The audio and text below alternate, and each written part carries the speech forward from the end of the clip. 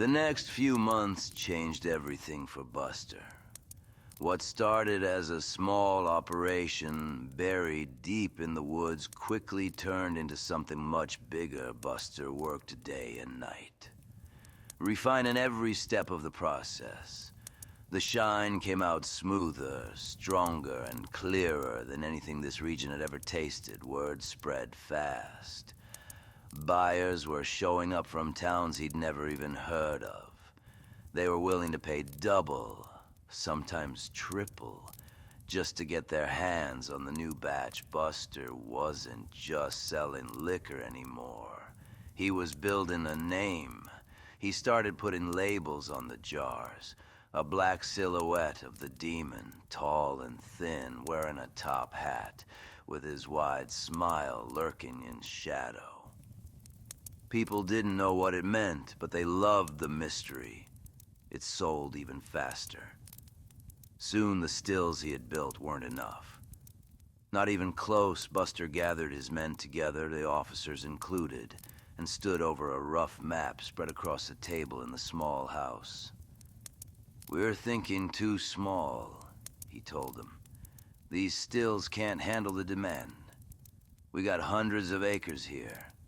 We're gonna build the biggest moonshine operation the South's ever seen." His men exchanged uneasy looks.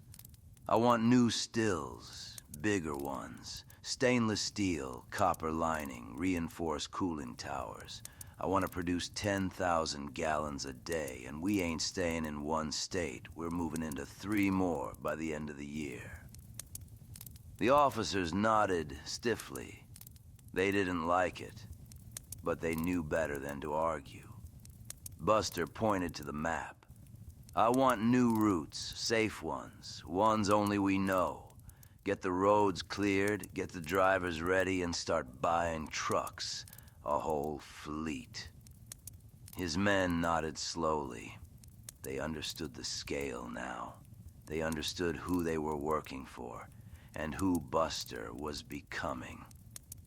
By nightfall, Buster sat alone in the doorway of his bus, exhausted but burning with ambition.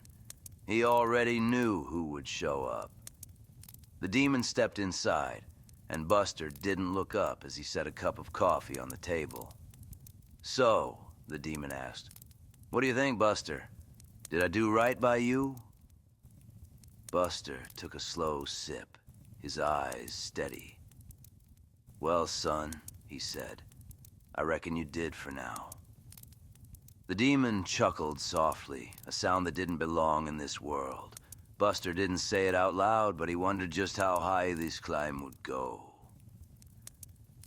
And what he'd be forced to give in return. If you ever hear your name while listening, stop. Do not let them know you're here.